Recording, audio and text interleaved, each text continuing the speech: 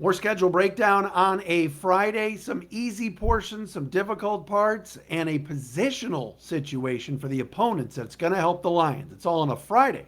Locked on Lions. You are Locked On Lions, your daily Detroit Lions podcast. Part of the Locked On Podcast Network, your team every day.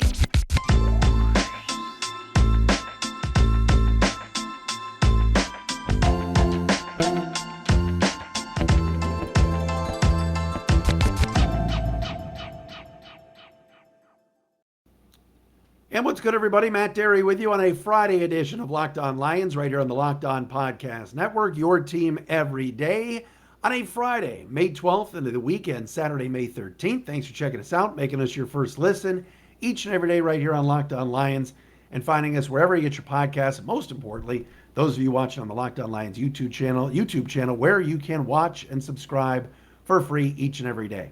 Coming up on the show, a lot to get into today. We went over the schedule last night with the schedule release, kind of went through the games. I want to do that again today, but get a little bit more specific. Vegas and the folks at Bet Michigan, actually, I want to get this right. Yes, BetMichigan.com created a point system to determine the toughest three-game stretch for the Lions. We'll tell you what that is coming up momentarily. Also, I look at the opponents, and I see something that the opponents don't have that the Lions have when you go up and down this schedule, especially weeks 2 through 6. We're going to get into that coming up on the show as well. Rookie mini camp is here. Players are in town. And a lot of the rookies getting an opportunity for their first taste of 2-2-2 down in Allen Park. And it's exciting. And there's a lot of excitement surrounding this team. And I heard a lot of national people today giving the Lions a lot of love. All of that today right here on Locked On Lions. We appreciate you joining us, making us your first listen, following us on Twitter at Dery Speaks, D-E-R-Y Speaks, at Locked On Lions, also the Matt Dery Facebook fan page. And again, find us free wherever you get your podcasts on YouTube. Just go to our Locked On Lions YouTube channel. All right, so we touched on it a lot yesterday. The Lions' schedule for this season coming up in 2023 is not that difficult. When you really look at it and you dissect it, the most difficult game and the toughest game that the Lions are going to have to play is the opener. You know, everybody's excited for Thursday, September 7th. Dan Campbell even made a comment about it on the NFL Network last night. Like, they're jacked for this. The coaching staff's excited. The players are excited. Why not go up against the best of the best, the heavyweight champs, as Dan Campbell said today, the Chiefs, and see where you are right off the bat. I made it a point last night. I'll repeat it again. New secondary with Emmanuel Mosley and Cam Sutton and Chauncey Gardner-Johnson and Brian Branch, and you're getting Tracy Walker back, Kirby Joseph in year 2, Will Harris and Jerry Jacobs, maybe in different roles than they're used to from the past few years. A new secondary needs some time to blend and develop, yet they're going up against Patrick Mahomes, Travis Kelce, and the Chiefs right off the bat. Not going to be an easy task for sure, but it is very exciting. But you look at this schedule, and a couple of things stand out that we didn't get to yesterday. Number one, the Lions are playing teams from the NFC South. All right, so week 5, they'll play the Carolina Panthers at Ford Field. Carolina last year beat the snot out of the Lions on that hard-as-a-rock turf down in Carolina, and it was a complete disaster. But I think that was more of an anomaly than anything. Panthers are a good football team. And now that they've got Frank Reich and they've got Bryce Young, they're going to be better. But they're still not as good as Detroit, in my opinion. Tampa Bay the next week. I think the Bucs are a joke. I think they're a bad team, and now they're even worse without Tom Brady. Yeah, they've improved a little bit on the offensive and defensive lines where they needed help, but I don't see that being a very good football team. New Orleans at New Orleans in week 13. The Saints do very little for me. I don't see that big of a threat coming from New Orleans, playing that Saints team. So, you know, you look at those teams in Atlanta, of course, in week 3. Who's it going to be? Desmond Ridder? Taylor Heineke? Nothing scares me about the NFC South. So that's the teams you're playing, you know, within the conference and going cross-division there. The Baltimore game week 7 is going to be difficult. That's just based on the scheduling and strength of schedule from the year before. that the Lions are going to face the Ravens. But think about this for a second. This is somewhere where I wanted to go to start the show today and get into. From week one, where you're facing Patrick Mahomes and the best team you'll see on your schedule the entire year, from week 1 to week 7, right? So weeks 2 through 6, let's say, the Lions are going to be facing quarterbacks by the names of Geno Smith, Ritter or Heineke, Jordan Love, Bryce Young, who's going to be playing in his 5th NFL game, and either Kyle Trask or Baker Mayfield. Then you'll get Lamar Jackson. So in between Patrick Mahomes and Lamar Jackson, it's a cavalcade of scrubs. Geno Smith had a really good year last year. Geno Smith came to Ford Field last year with the Seahawks and put up 40 burger on us, on the Lions. All right? He improved immensely. He had a really good season. But Geno Smith, Desmond Ritter, maybe Taylor Heineke, Jordan Love, Bryce Young, who's never played in the NFL before, Kyle Trask or Baker Mayfield, the Lions have got to make hay in weeks 2 through 6, playing, quite honestly, questionable quarterbacks. I mean, you look at the entire schedule and you go, Mahomes, okay, week 1. Lamar, week 7, not going to be easy. Garoppolo in week 8, but by week 8, will he already be hurt? Justin Herbert, week 10. Justin Fields, okay, everybody's crowning him. Derek Carr with the Saints. Russell Wilson, who's garbage now with the Broncos. Kirk Cousins and Dak Prescott. Those are the quarterbacks you're going to be facing this season. And the Lions feel like they've got a pretty darn good one in Jared Goff, who's coming off a season where he and Ben Johnson worked very well together, and this team feels very good about where they are from the standpoint of quarterback play. But nothing scares you on this schedule about a stretch of games against really good quarterbacks, especially in the NFC, right? The NFC teams you're facing, those quarterbacks, Geno Smiths and Desmond Ritters and Kyle Trasks of the world, Justin Fields. There are people on the internet, on the Twitter machine, saying Justin Fields, top 3 quarterback in the NFC, putting him ahead of Jared Goff and Kirk Cousins, and putting him behind Jalen Hurts and Dak Prescott. What does that tell you about this conference? The Lions are an improved football team. But you look at the schedule and go, man, the quarterbacks they have to face, especially outside or inside this conference, are trash. Yeah, they got to play the AFC West. Sure. Mahomes, Herbert, Garoppolo, Wilson. Those are big names. They're not facing Josh Allen this year. They're not facing Joe Burrow this year. They're not facing Deshaun Watson. Yeah, they got to play Lamar Jackson. That's a tough one. That will not be easy. But, no Tua, no Aaron Rodgers, no Mac. I'm just kidding, Mac Jones. I'm making a joke. But this is a schedule that is very playable for success for this Lions team to win 10, 11, do I dare say 12 football games? I wouldn't put it out of the realm of possibility. No, the Lions have to stay healthy. Yes. The Lions still have to address who the backup quarterback will be if anything happens to Jared Goff. That Chiefs game is going to be difficult because of the secondary. How long will it take that secondary to gel? We saw what Seattle did last year when they came into Ford Field. The Lions couldn't stop the Seahawks. Never got a stop in that game. So the first couple games will be a little bit difficult, for sure. All right, coming up next, what's the most difficult stretch of games for this Lions team? Our friends at Bet Michigan tell us. We'll do that coming up next. First of all, I got to tell you about Built Bar. I've been talking about Built Bar for a couple of years now, each and every day. When I know I need some protein to start my day, I'm a sweets guy. I like sugary stuff.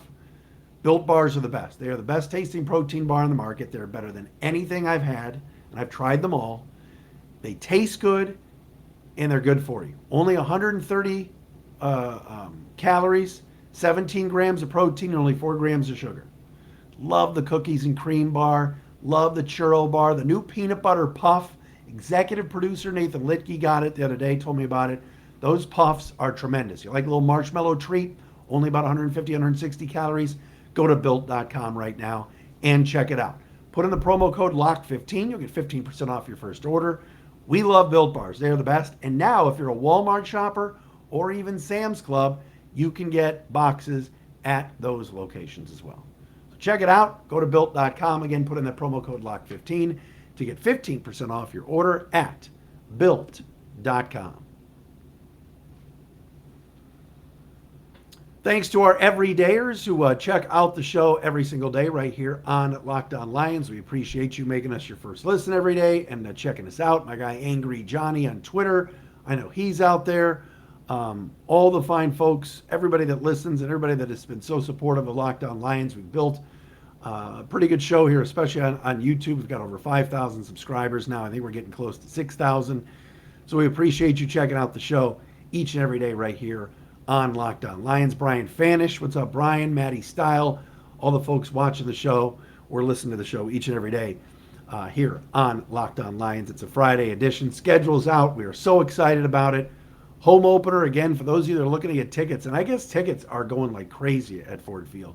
That home opener is going to come up Sunday, September 17th. You got back-to-back home games in September after the Thursday nighter against Kansas City with Seattle and Atlanta, before that Thursday night game on Amazon Prime Video. By the way, is this the last year of Al Michaels? Can it please be? Like, I like Al Michaels. I used to argue on my old 105.1 show with Maz. Tommy hated Al Michaels. But Al Michaels last year on those Thursday night Amazon games with Kirk Herbstreit, Michaels was a tough listen. And we're going to get Al Michaels for week 4 when the Lions go to Green Bay to play the Packers under the lights. I wonder about Al and his passion for calling games still, because it was certainly a rough listen. By the way, the Lions' third preseason game, I'm being told, against the Carolina Panthers, August 20th, is going to be a Friday, August 25th on CBS games. So that's going to be another national broadcast for this team, although it's in the preseason. Crazy to think.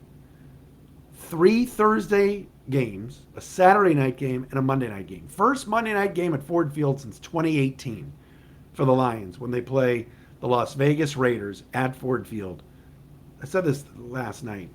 Silver and black, those Raider uniforms, silver helmets, under the lights, albeit the indoor lights.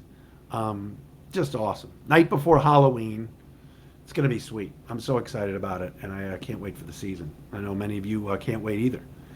All right. A lot of optimism in Allen Park, certainly, and a lot of optimism about the Lions winning the NFC North. They are the current betting favorites in Las Vegas. If you go to our Betting Friends website at FanDuel, the official betting partner of the Locked On Podcast Network. What's the toughest stretch, though, of this schedule for the Lions? BetMichigan.com, if I could talk, created a point system to determine the toughest 3-game stretch of the season, of the schedule for the upcoming NFL season for the Lions. So there's a point system. So they determined through methodology, so they awarded 1 to 4 points for each grouping of 8 teams in final standings from last year, 2 points for an away game, 2 points for a short week, 1 point for international game, 1 point for divisional opponent, and 1 point for primetime games. So, for example, the Lions playing Saturday night, but on Sunday Night Football, or it's a Monday Night Football game, but it's Saturday night, ABC, ESPN, Week 17 against Dallas, is a 7-point game based off of the methodology. The Vikings at the Vikings the week before that is a 6-point game, and Minnesota coming to Ford Field is a 4-point game. So that 17-point stretch of Dallas, Week 17, and Minnesota sprinkled in add up to 17 points. That is the toughest 3-game stretch of the Lions' schedule, according to BetMichigan.com. Now, again, a couple of caveats. Number one, let's say the Lions are cruising and playing so well. Week 18 at home against the Vikings could have zero meaning. It could be a game where Nate Sudfeld is starting, or Hendon Hooker is playing, or Teddy Bridgewater, whoever backs up Jared Goff. That's a possibility. There's also a chance that if the Lions wrap up the division early, and I can't believe I'm saying it, but I am, that 2 of the last 3 games against the Vikings may have very little meaning in terms of winning the division. Knowing Dan Campbell and the way the Lions are built, they're going to play every game hard, but I'm just making that point. The other three games that I think are going to be a very tough stretch for Detroit, but not as tough as what BetMichigan.com is saying, are weeks 5 through 7. Carolina's not going to be a slouch. All right. The Panthers, I think, are going to improve with their Bryce Young situation. They've got a decent young team. They've got a good coaching staff. You've got coaches on that staff like Deuce Staley and Todd Wash from the Lions who are going to come back to Ford Field. They're going to know how to defend the Lions a little bit. That stretch of Carolina week 5 at home, at Tampa Bay week 6, and at Baltimore week 7 is not going to be easy. I don't have an issue with the Bucs. I don't like Tampa Bay. I think Todd Bowles is not a good coach. I think the Lions will win that football game, but it's never easy to go on the road, and that Tampa defense is still pretty darn good. So that Carolina, Tampa, Baltimore stretch, not going to be easy either. But I agree with BetMichigan.com. I do think the three toughest games will be having to play at Minnesota and at Dallas back-to-back, and then coming off of a night game Saturday night in Dallas to then come home and play Minnesota again. And that game may have meaning within the division, may be a little bit difficult. We shall see. All right, we're going to wrap up this week's podcast. I've got a little ode to one of the Lions, and we will do that coming up next.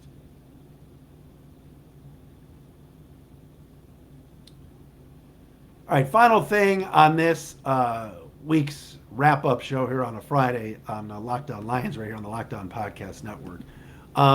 Marvin Jones is already having a big impact on some of the Lions' younger players. I've been told by a few people that are close with the team that already Marvin Jones is bonding with Amon-Ra St. Brown. Of course, Marvin's coming back to Detroit, but he was never a teammate of Amon-Ra's because Amon-Ra's only been playing now for 2 seasons. And Marvin, of course, left a few years ago to go to Jacksonville. But we talk about presence of having some veteran players in that locker room. And the Lions are still a pretty young team. But a guy like Marvin Jones is going to be so important and so vital to this football team. And I've heard already he's taken some of these young guys under his wing. He's already working out with them. He's already teaching them. And I just hope that eventually Marvin Jones gets around Jameson Williams more. We've all seen the video this week. It was on Jameson Williams' Instagram, where he basically was down in Detroit on Mack Avenue during the day, handing out $100 bills in his car while he's filming, and he's videoing it on his phone. He's handing out $100 bills to kids, just randomly in his car. And there were some people that posted it and reposted and said, oh, look at Jameson Williams. And, he's in the hood handing out money. I found that to be a little weird. Like, why is he doing that? Is this a charity event? Is it something that he organized? Did he go through the team? Why is he filming himself? Hey, why is he filming himself using on his phone, handing out money to kids? Yeah, I guess it's a nice gesture and it's cool, but what's going on there? I find sometimes and you guys are great listeners of the show. You guys send me Jameson Williams' Instagram lives. I see a lot of this stuff. I know some of it's a little immature, but I just hope that Marvin Jones can get his paws and mitts on Jameson Williams and help him throughout this season. I still am not giving up on Jameson Williams. I think he's a little bit young and immature. He's a heck of a talent. I think the Lions made a little bit of a statement by not giving him the number 1 that he kind of wanted after Jeff Okudah got let go. He's going to grow up. But I just saw that video the other day, and it reminded me about how Marvin Jones is going to be a tone setter in that locker room with his veteran presence. And hopefully he can mentor J-Mo a little bit. Because I thought that video of J-Mo filming himself handing out money in the middle of the day on the street was, while a nice gesture, a little bit strange. That'll do it for this Friday edition of Locked On Lions. Thanks for making this your first listen. Check us out wherever you get your podcasts.